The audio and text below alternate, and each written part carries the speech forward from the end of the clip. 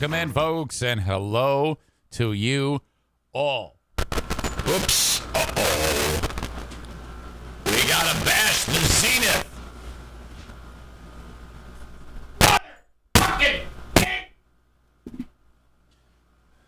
That's, it's been a while. It's been a while. So, oh, it's still fucked.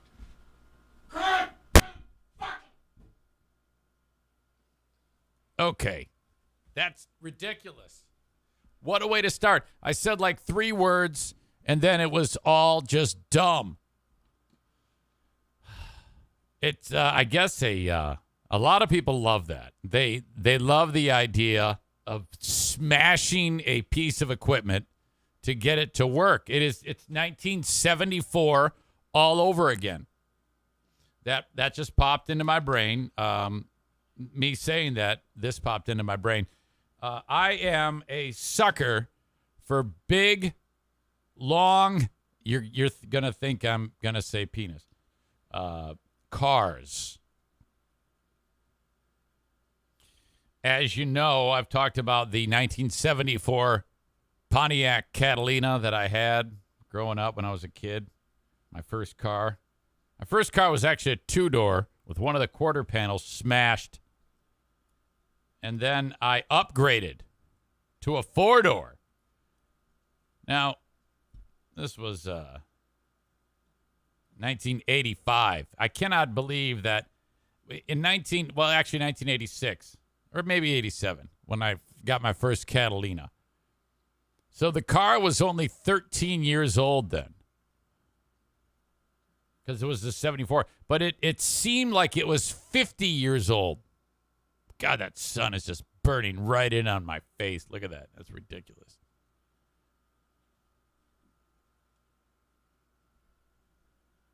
Despite that, it was awesome. I just loved it, the enormity. The first one a 2-door, and then a second one a 4-door, and then this gigantic boat. See, Stephen Hyde is enjoying this. Probably going to do an estimate today for someone for $400,000 for a piece of trim. I'm just kidding. So, because of that, I've always loved these gigantic vehicles. Now they're that's not exactly something you want now. They're such pigs. Okay, it was a 400 cubic inch motor on that on those Catalinas, and then I shortly thereafter I went to college, and then when I got out of college, I needed a car. Did I buy an economical car? No, I bought a 1977 Chrysler New Yorker. I think the motor in that was a 440 4-barrel. I mean, this thing was an absolute slob. And I bought it at the time during the first invasion or war with Iraq, when Iraq invaded Kuwait and gas prices skyrocketed to over $2 a gallon. Here we are at $5 a gallon. I did that. So then there was the time when I think it was probably 2008 when I saw a car very similar to the Catalina, and it was a Bonneville, a 73 or a 72 Bonneville. And I pulled off the road, got the phone number, and immediately called the guy. And right then I said, I want the car. Don't you want to test drive? I said, doesn't matter. So I bought it, and I was going to be like, okay, I'm going to restore it. Now, I've never done anything in my life when it comes to restoring a car. Not a thing. I don't know anything about anything. Yet, here I am. I'm going to restore a vehicle. It basically rotted in my driveway for 1 year, and then I donated the car. I think I donated it to someone who actually used it in one of the local demolition derbies.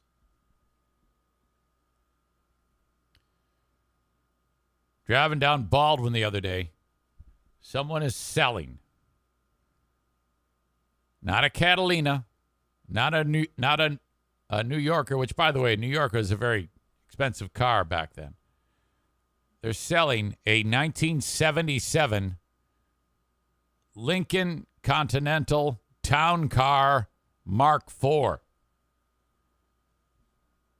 This thing is a beauty, too. It is in remarkable shape. Lincoln Continental Town. Wait a minute. Mark IV. Or Mark V or Mark IV? I think it's a Mark IV. Oh, this thing is absolutely fantastic. It looks just like what I'm about to show you right now. The big picture where it says Gateway Classic Cars. That's the car. Look at that beast. Oh, man. Instantly, I was in love. I was like, I have got to see this car.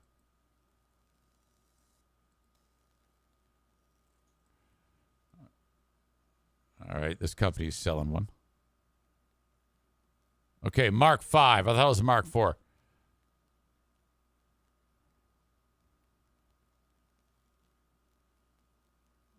Oh, my gosh. Now, this one that they're selling is super clean, but the one that I saw on the side of the road was absolutely super clean. Look at that. Ah. I get a big car boner just seeing it. I mean, that's like the type of car where, you could put Billy Bats in the trunk and just pop open the lid and stab him because he's still alive. Wow.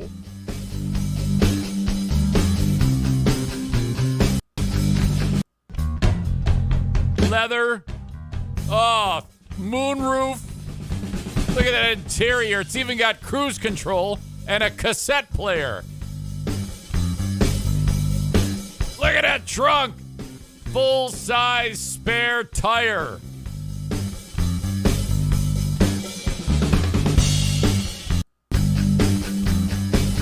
All right, that's enough of that. That's enough of my big car boner. Let me just tell you that I actually pulled over, looked at it, clean as hell, pretty on par with the one we just saw. Maybe not as shiny. It's parked on someone's front lawn, and it's a shithole house. And it says on the side of it, owner of this car does not live here. And I'm like, well, no, I don't think so. I mean, this is too fine of a vehicle to be parked in front of some dumpster fire shithole house. $14,100. I wonder how much a 1977 Cadillac cost in 1977. Or not Cadillac, Lincoln Town Car. 1977 Lincoln Continental cost 1977.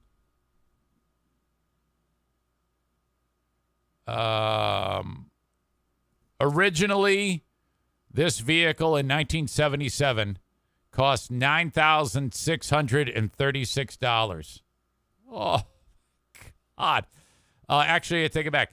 Base price of $11,396. The Lincoln Continental Mark V was only the fourth most expensive American brand available in 1977.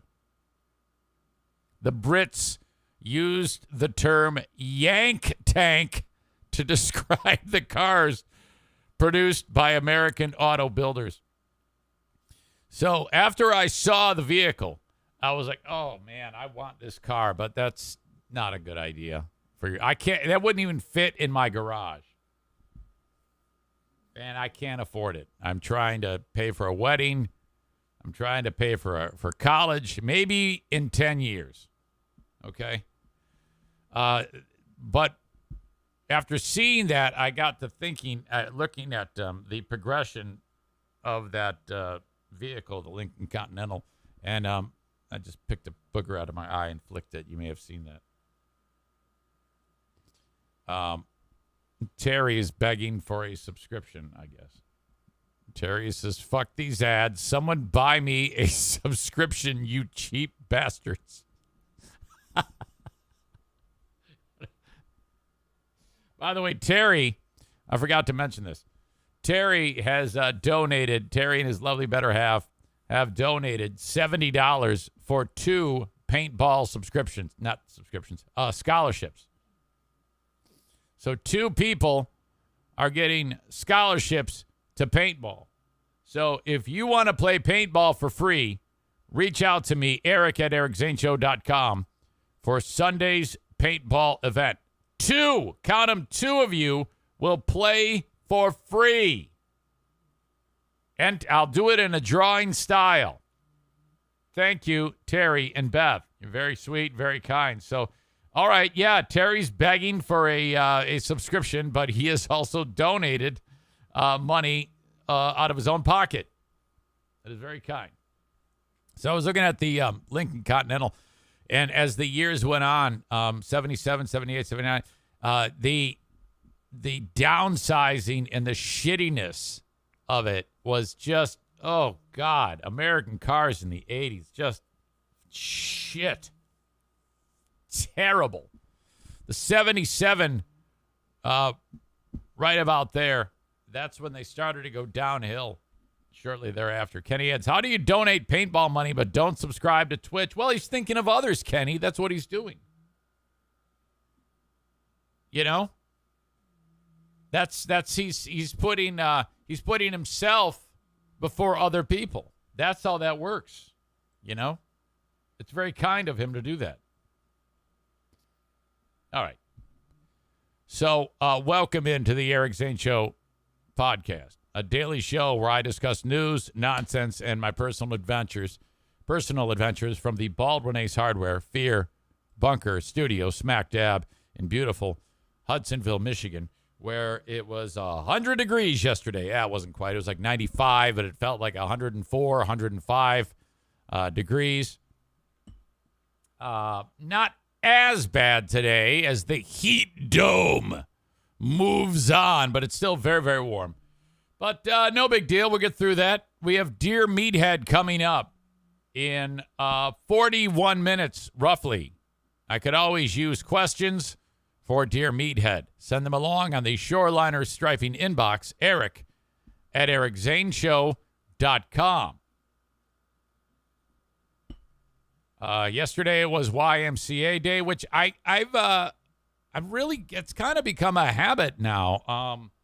Missing workouts is for the last nearly 2 months has kind of fallen off by the wayside. I've been focusing on that, and I kind of have to, and that's all in an effort to not be thoroughly embarrassed.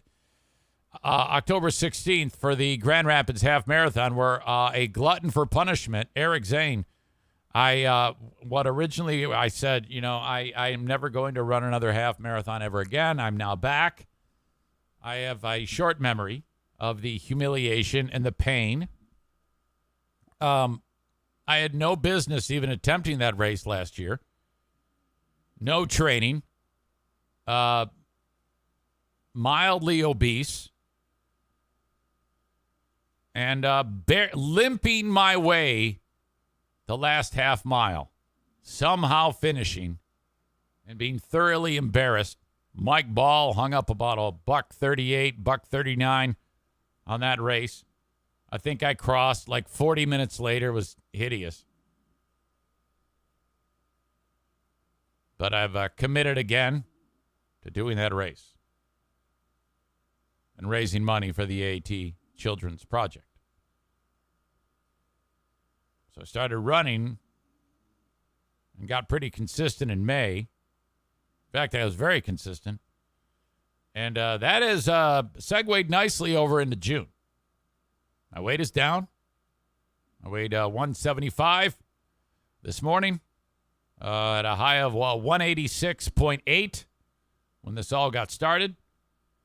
All right, I'll take it. Still fat, still gross. To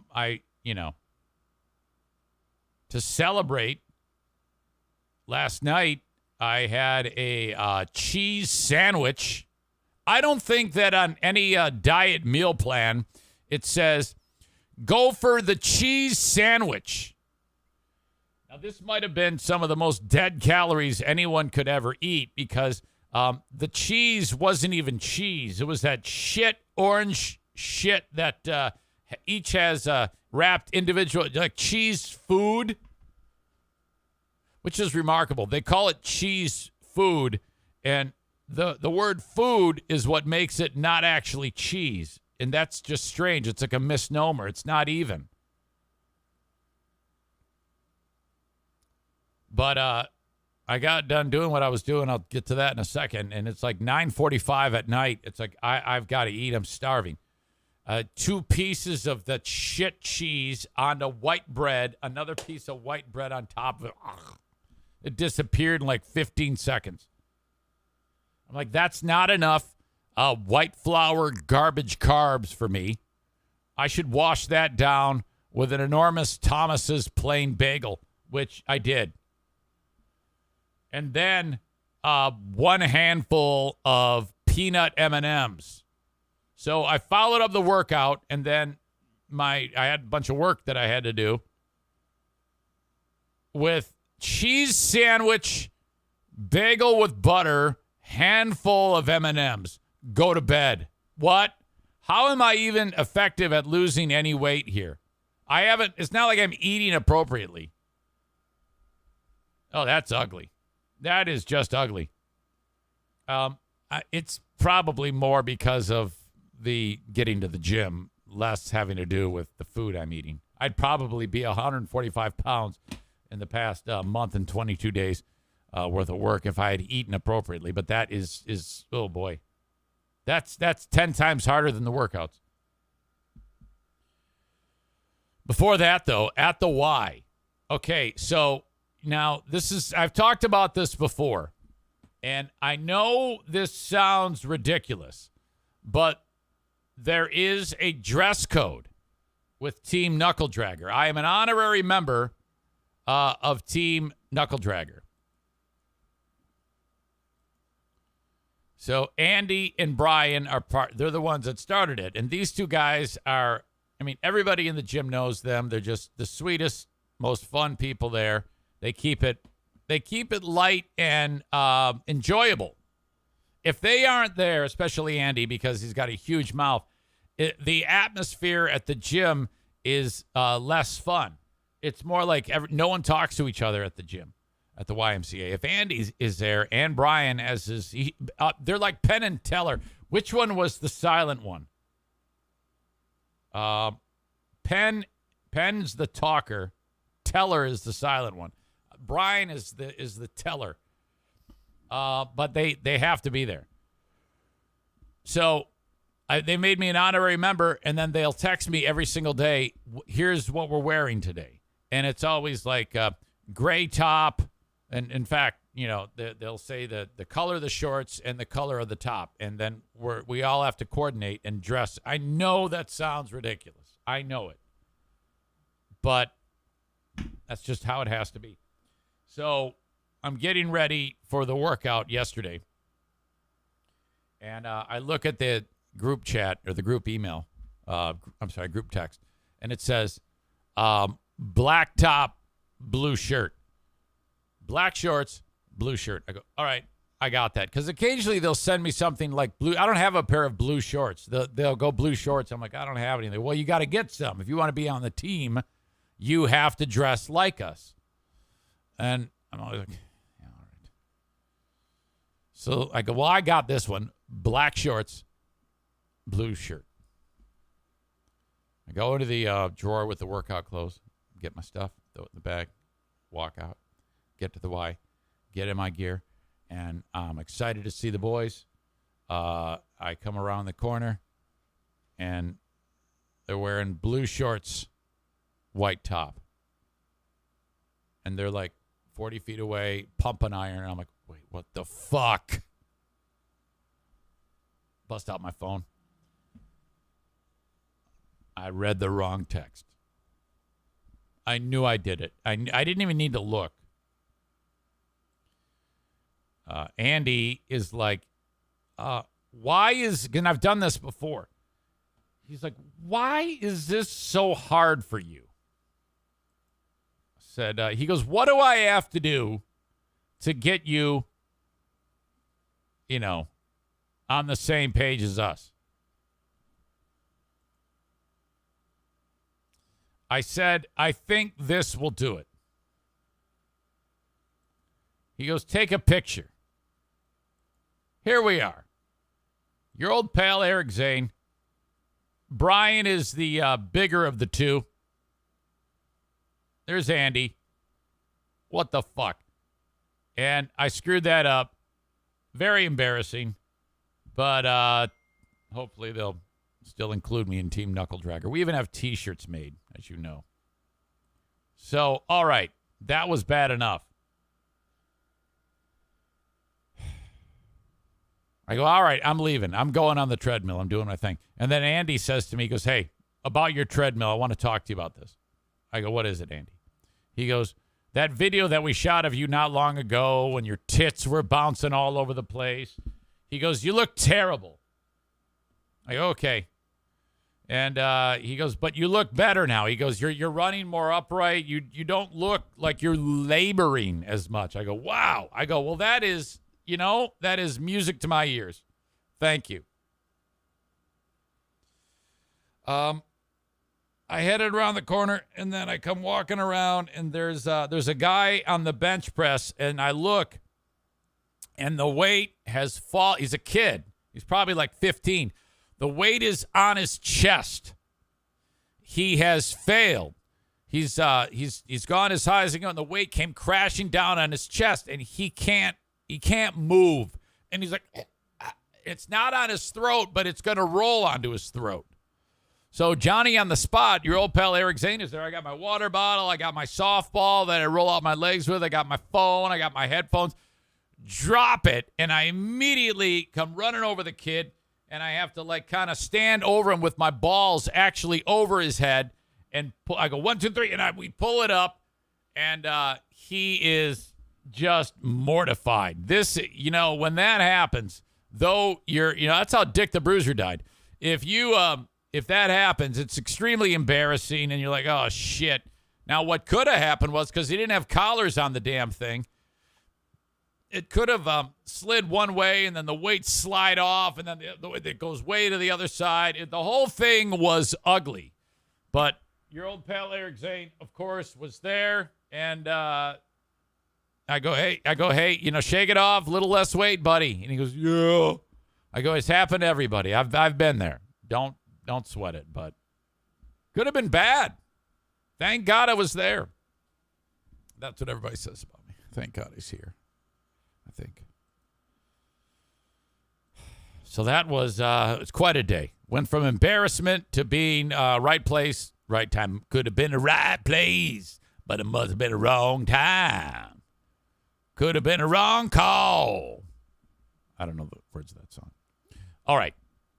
So welcome into the Eric Zane Show podcast. The show, as you know, downloadable wherever you download podcasts.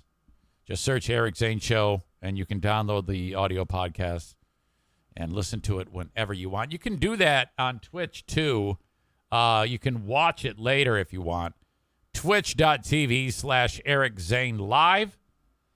And about the only place you can't get the full show is on Facebook, Twitter, and YouTube. Where right now it's on, but it's about to leave. So for you folks that are watching it on Facebook, Twitter, and YouTube, it is about to leave. I kind of cut the cord. And then I'm encouraging you to head over to twitch.tv/Eric Zane Live. If you want to watch it live, if you don't care about watching it live, then just download the audio podcast later. I've got a Patreon, patreon.com/Eric Zane. That helps me keep the puppy dogs fed. T-shirts at ericzaneshow.com, all that shit. So for you folks that are getting the show live, if you want to continue, you must catch it on Twitch. I will say goodbye to you now.